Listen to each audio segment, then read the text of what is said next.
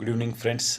एक छोटासा विषय घेऊन आलो होतो आणि मी विचार केला की तुम्हा सगळ्यांसोबत हा जो विषय आहे तो वाटावा.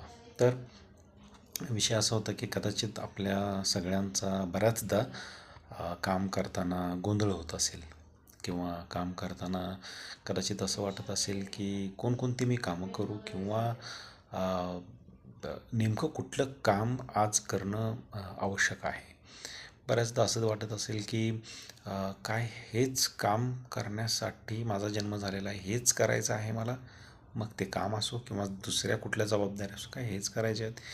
किंवा असं देखील वाटत असेल की यार मी करतोय ते योग्य करतोय का, मी काय करतोय, मी बरंच काही करतोय पण त्यातून साध्य काही होत नाही आणि मनामध्ये एक प्रकारचा आपल्या गोंधळ होत असेल. याचं प्रमुख कारण आहे स्पष्टता.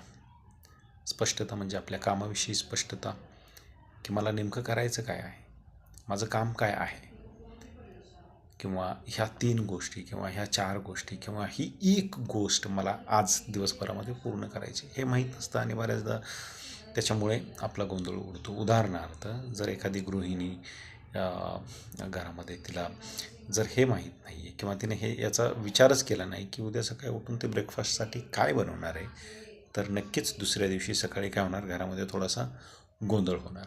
आणि हे एक छोटंसं उदाहरण आहे. दुसरं उदाहरण आहे, समजा मी कामामध्ये चाललो आहे, मी ऑफिसला चाललो आहे, पण मी प्लॅनिंग केलेलंच नाही आहे की मला करायचं काय आहे. त्यामुळं माझ्याकडे स्पष्टता नाही आहे की कुठली महत्त्वाची 2-4 कामं मला आज करायचीच आहेत आणि हे माहीत नसल्यामुळे मी बरंचसं काम करेल, पण एंड ऑफ द डे थोडा गोंधळ होईल आणि महत्त्वाची कामं बाजूला राहतील आणि वेगवेगळ्या कामांमध्ये वेळ असाच निघून जाईल.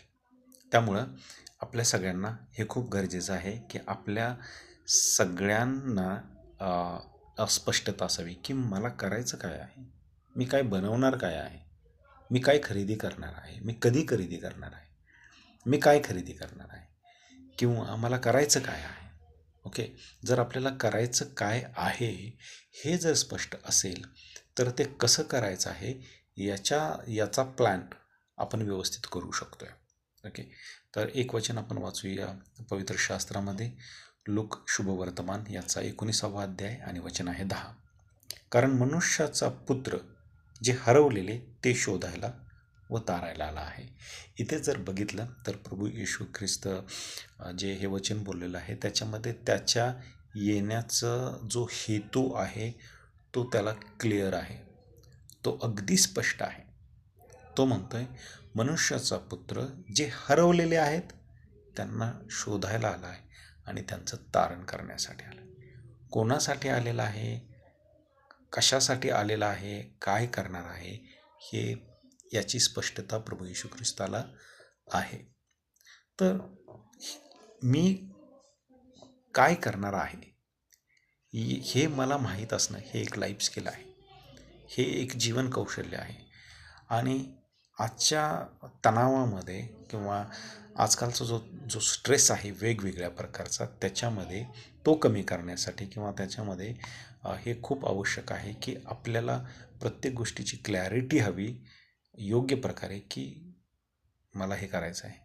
एक छोटंसं आणखी उदाहरण, जर मी मार्केटमध्ये जर मी चाललो आहे तर मी कोणती भाजी आणणार आहे किंवा मी काय खरेदी करणार आहे याची जर स्पष्टता मला असेल तर माझा गोंधळ होणार नाही, माझ्या मनात एक शांती राहील आणि पीसफुली मी ते सगळं काम करून मी घरी येईल.